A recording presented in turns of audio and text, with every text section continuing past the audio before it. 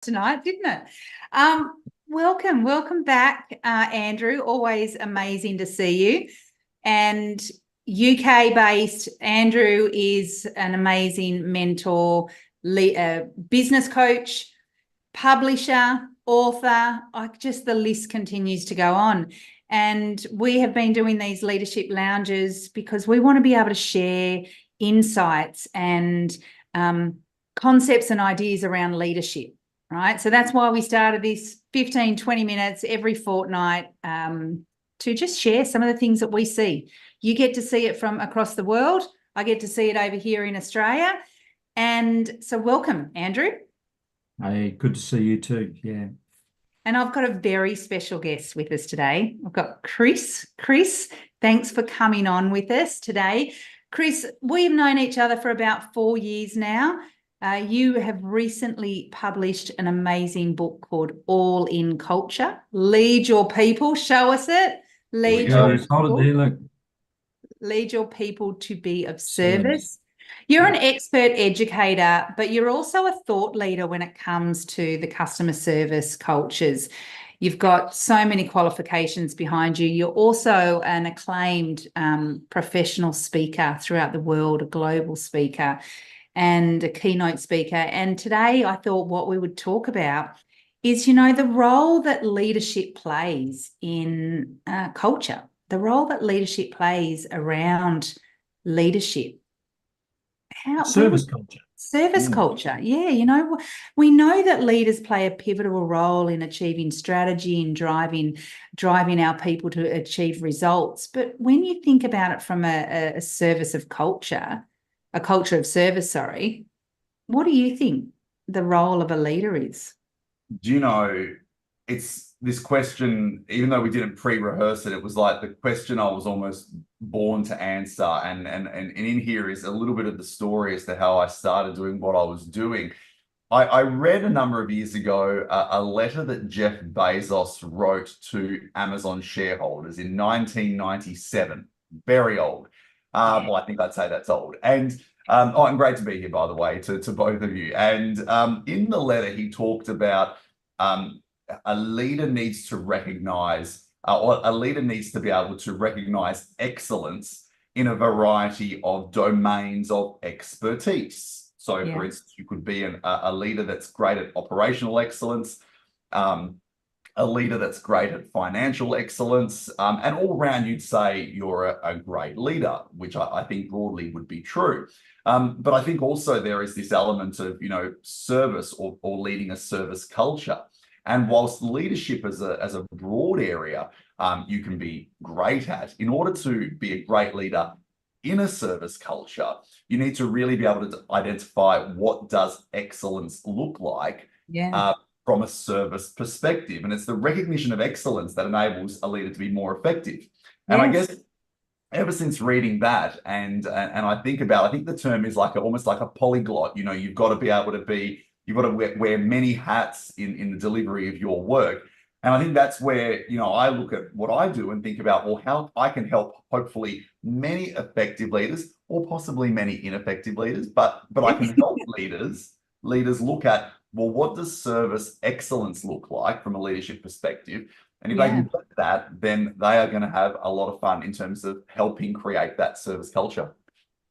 I love it, because Andrew and I also talk about this, and I know, Andrew, you've got probably something to say around this piece, but when Andrew and I talk, we talk about making sure that organizations have a really clear vision and mission and purpose, really clear, that light on the hill. Where are we going?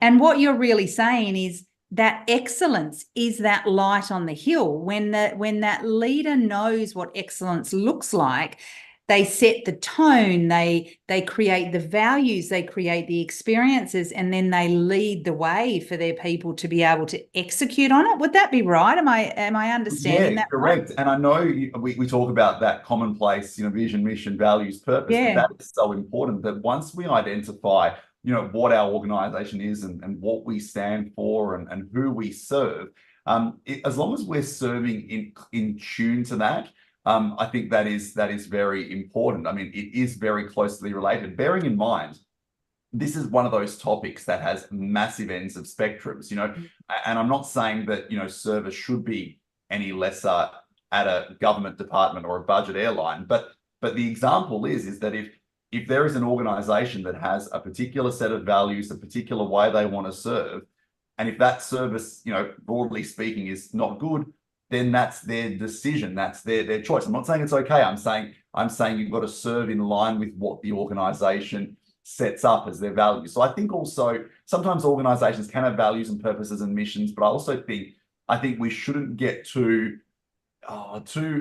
shouldn't accept the mediocrity that service can be kind of whatever we want. I still think we've got to look at defining, well, hey, what's everybody else doing? What is your benchmark in 2024 and beyond? And what can you do to stay relevant and stay competitive?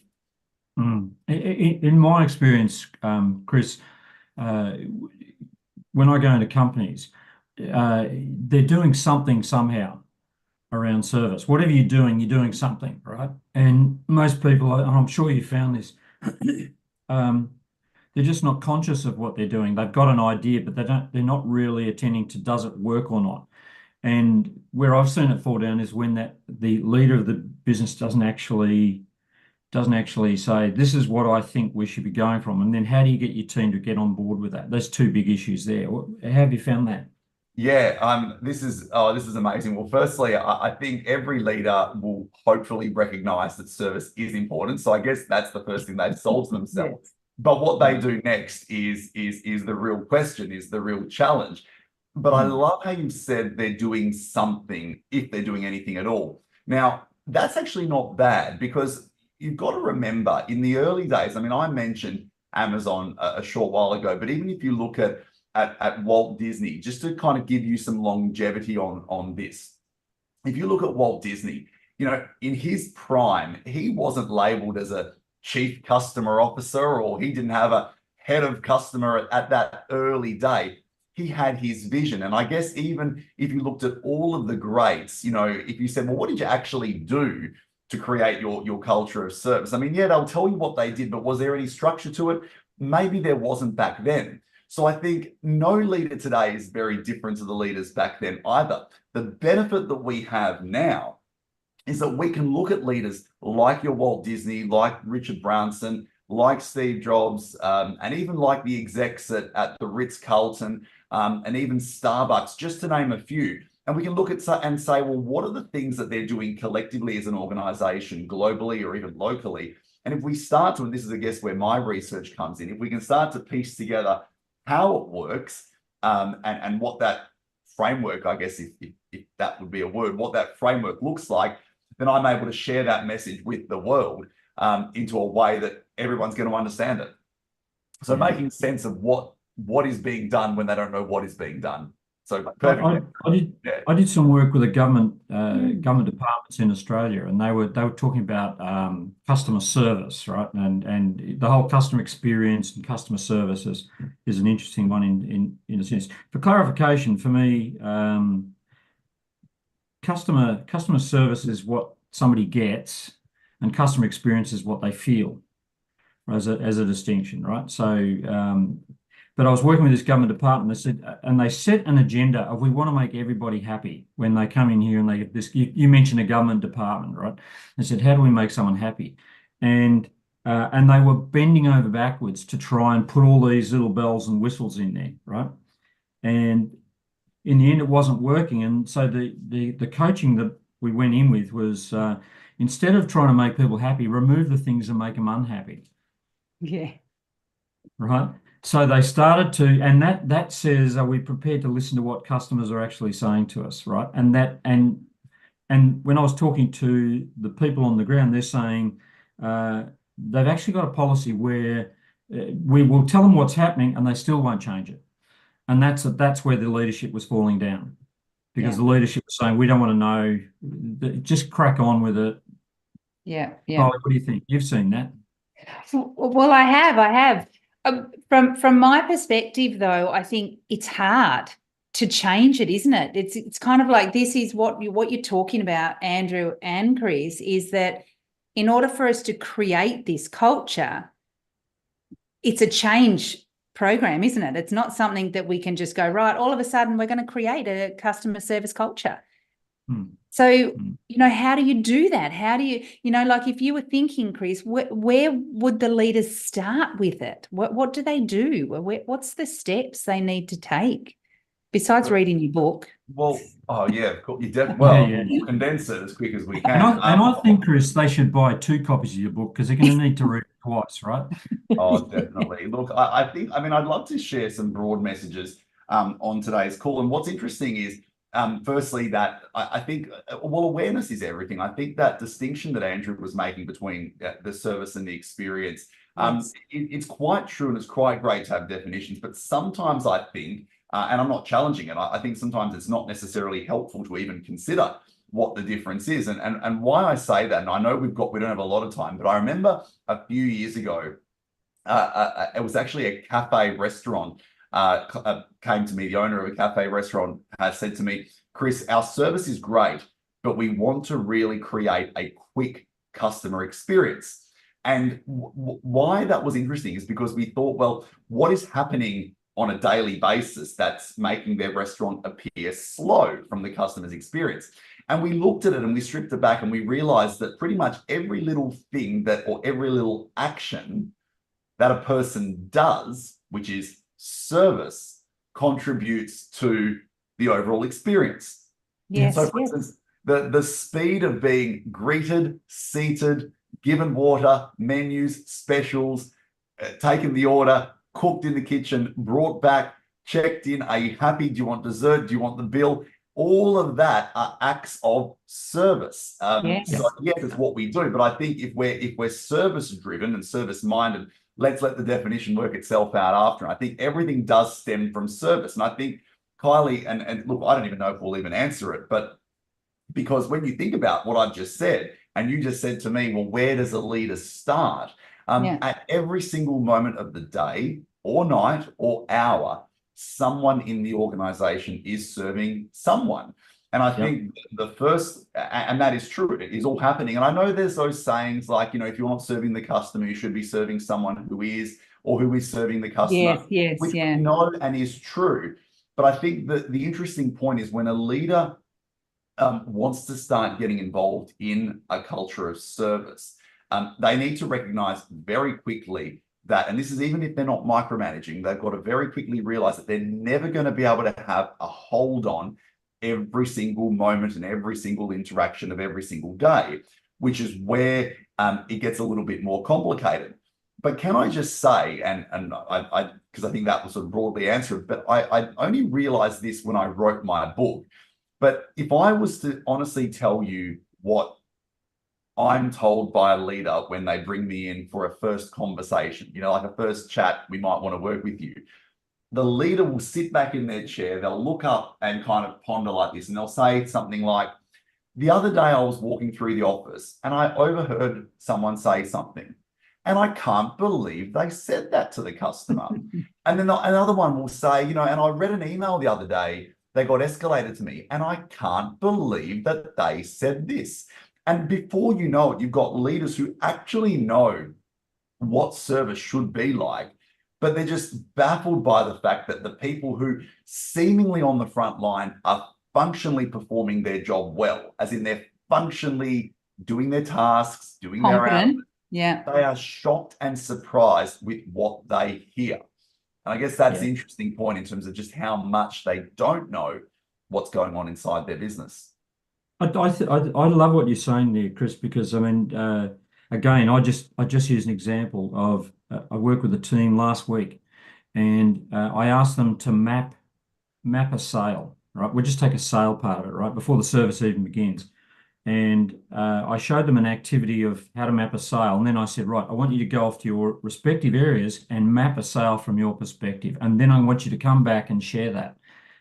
And it's exactly the situation you're describing. There were 8 teams. There were 8 different ways that they were servicing clients, doing the same thing on different shifts. And so I guess the point I'm taking from what you're saying is that a leader, if nothing else, should know what's actually happening in their own organization and pay attention to it. Because my guy was stunned. He said, I didn't even know we did, brings up a point. one way that people were being serviced, you're not actually allowed to do that. Legally, you're not allowed to do it. The companies in waste management, you're only allowed to do certain things because of legislations and borough laws and council laws and things like that. And they were providing services in areas they're not allowed to service even. Right. And they said, how did I not know this? So are you telling us leaders should sort of get out, walk around a lot more and find out exactly, or?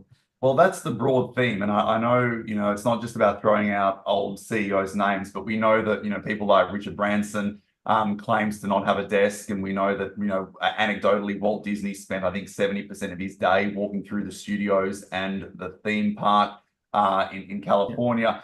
And I think there is no substitute for being close, onto the front line. But even what you just said, then not the opposite in contradiction, but another way to look at that is that there are many organizations that build up policy after policy after policy after policy that can often restrict service. And sometimes policies, new policies are introduced that don't supersede an old one.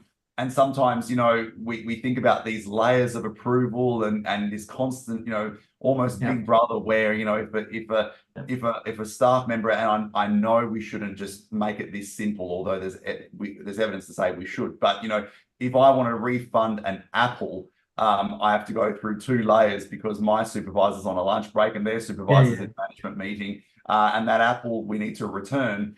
Not to mention we might have the stigma that the customer who's returning an apple is on an apple laundering operation, smuggling fruit, so they're clearly buying apples. And we have these frames and stories around returns as an example, and all these policies that aren't actually helpful. Now, that doesn't mean we should just give people, it's not about giving what they want. It's about actually understanding, well, what's the level of service we want to provide? Is anything stopping it? And also, how much time are we spent escalating issues for the sake of escalating issues that don't need to be escalated? So they're just a couple of quick wins just there. Yeah. Or even the inability. Again, I was in a hotel in Malta, a really, really well-known hotel in Malta, and there was an issue with check-in. They said, we can only solve this by referring back to the customer service people in America. Would you like to have a drink while we try and... Nobody could simply say, yeah, we can let you into your room early.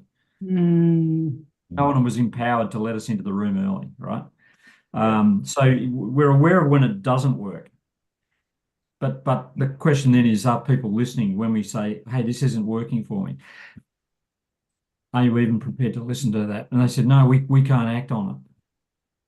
And you just demonstrated there that it's the leadership doing one thing, it's the staff doing another thing, but it's also embedding that culture of evaluation, constantly listening, checking, reviewing. It's a moving target. There's no, you don't set and forget it. And actually, if I can have that sort of message, I know we're getting towards the end, but that's a good point. That anecdotally also, when I speak to people and I tell them what I do, they have this analogy and they will say, oh, Chris, I remember when we did customer service when I was 14 in my first job. I did that. I don't need it anymore, but the new people do. But I remember doing that and it was good back then. And it's kind of like, well, why do we have this stigma? I mean, and I know we're talking about leadership here, but I think, when you send someone on a leadership program, leaders get excited. They're like, wow, I'm going to learn more. Whereas you send someone on a customer service program, they're going to go, why, what's wrong? Didn't I know this already? Well, what do you need to know about service? I've done this when I was 14. And I think that constant, refusal to change and that refusal to examine service, learn more. That is the problem there, which I think exactly is in line with what you said, Andrew. Hey, Chris, I got a question for you. Is it possible for a leader to create wow customer service? Well, firstly, I think, well, what is wow? And by the way, and I hope I didn't look like I cringed just then, but is wow cringeworthy as a phrase? Just like surprise and delight and go above and beyond and exceed expectations. And what if we want to exceed expectations versus meet? And what if the customer doesn't want their expectations exceeded versus met? You can kind of get the idea. But I think if I drilled into what you're asking, I think if you said, well, what makes a person go wow? I would say it's something that's not logical, not rational, and something that demonstrates a good use of memory, and a good use of imagination that Nice gets one. someone going, wow, I didn't expect that. And wow doesn't need to have pizzazz. So the analogy was, we worked with a car dealership group, and I won't tell you the dealer, but I'll tell you the brand. It was Honda, and Honda was saying that there was a particular car that everybody bought. Typically, it was an SUV when they were expecting new kids, like a growing family. So we implemented this process, but we didn't call it a process, where the car salesman would ask at the start, why do you want a new car? And they'll say, oh, look, we're pregnant, we're expecting a child, we've got a growing family. And the salesman will say, is it a boy or girl? Do you know what you're having? And they'll say either way. And then the whole month takes place. They buy the car. It takes a month for delivery, paint protection, tinting. And right at the very end, when they sign and when they pay that final check and they pick up their car, the car salesman, which looks theatrical, says, here are your keys, and gives the keys to the couple, and then has in his drawer or her drawer a set of pink or blue baby teething Oh, no. in the drawer. Thousands of them. You don't even need to know how many there are. And then they say, and by the way, I know you're expecting a boy or a girl or a yellow one if they don't know. Here's another set of keys that your baby can teeth on, because why should you only get a set of keys? Your baby should get one as well. Now, that is one small thing that obviously doesn't trump the rest of the service that you receive. Yeah, the car's still got to work. Yeah. It's not about the key ring. But that's a good example. If you said, well, can you create wow? I think you would have a customer saying, wow, I can't believe they remembered. I can't believe they did that. Even though it costs 30 cents at a local, buy them in bulk, that's not the point. So yes, Andrew, I reckon it's definitely possible. Yeah, Chris, I was frightened you were going to say he then delivers the baby. No, they don't do that. But then again, it's funny because even if you thought you get key rings, kind of go, well, what else does a customer need? Car seats, how to get car seats fitted, information on car seats. I always think that the easiest, if you've got listeners right now thinking, what can we do that's low-hanging fruit? I would always kind of go, don't worry. Actually, don't worry about your business. Worry about what's next for the customer. So if you're designing house plans, you need to know an engineer. And if you're selling furniture for a dining room, you need to know where you can get great plates, cutlery, napery. So I always think that knowing the next step shows that you care about the big picture of the customer, not just specifically what you're selling in that moment. And that's a quick bit of low-hanging fruit for anyone who's listening. Nice one. Chris, hold your book up, mate. I love it. Here we go. Book again. Yeah. Hold the book. There it is. All in culture. Yeah. And it's a big Available read. on Amazon, 80,000 UK, words. in Great. Australia, globally. It'd be great. Thank you so much. Yeah, make sure you pop it in the link. So much gold in that, and I know we could have absolutely talked for so much longer on it. I think for me, the biggest leadership insight that I'm seeing or hearing is that, and Andrew, we talk about this all the time, the power of leaders taking that time to think. If leaders are so busy being busy, if they're so busy on, driving the strategy or, creating, the relationships they have with their stakeholders or in meetings all the time or just constantly busy, they're not thinking about the culture of the customer experience. So I think the biggest thing for me is, one, stop to think. Where are you? What is it? What's working? What isn't? What needs to change? What needs to be done differently? Research your customers, research the team, get out and walk the floor. We know how critical it is for leaders to get out there amongst it and really understand it. And then it's then a matter of how do we now use what information we've got in order to really create the culture that we want. And also, I think when leaders know the vision of what excellence is in your terms, then we can start to set some really clear expectations. But if they don't, then how do the people that are actually delivering, as you say, know what to do? And they will do something. They'll do something. And that's why we see It may not be what you want them to don't we? do, but what's needed, but they'll do something. Yeah. Yeah. Great. What's your one piece of gold, Andrew, before we wrap it up? And Chris, My yours. I had 2 points. Number one, want to get the book. The second thing is that I really got it. Just the power of knowing what's happening under your own nose. Like leaders getting out and talking and seeing, talking to customers, talking to team. Not only time to think, but giving your team time to think as well. Yeah. A half a day you could spend doing some brainstorming, doing some real great activities, getting some groups together to really answer some different questions. Absolutely. Well, just on that point, I work with a call center in America, 911 call center, and on a team day, the point came out, we've got 35 staff and 35 ways of answering the phone. But where do we stand if we get there's a fire at 220 Main Street, we send them to 202, right? So get those sort of issues out. But that was giving your team time to think, where they said, is there a better way we could do this? And the team actually designed the way they answer the call. They normally know, don't they? And I think that's the thing you've got to remember. The best way to answer the call. Exactly. Well, they know what works, what language works, what words work. And that's where that culture of, ideas and ideas sharing, where, it's not just that there's a box in the lunchroom, put your suggestions in here that never gets checked, webs on it. And that's why they don't do it. And I think that's such a benefit of working with the front line. And I shouldn't just say front line, anyone in the business in terms of what they do. Hey, Chris, this is my last question to you, mate. Sometimes you come on this and you'll go, you get off the call and you go, man, I should have said this. This is the one thing. As soon as what's the one thing you go, before I go, this is the thing I want. Okay, go for it. Yeah. What is it for you? What's the one thing for you, Chris? For me. I wish I'd said this. Well, actually, you know what? I'm conscious of time too, so I did have one. I was thinking, this can be quite a revelation as well, and that is we constantly talk about our customers' expectations. So we always say, well, what are the expectations that our customers have of us and our service? Totally. But here's a question I'd challenge everybody to think.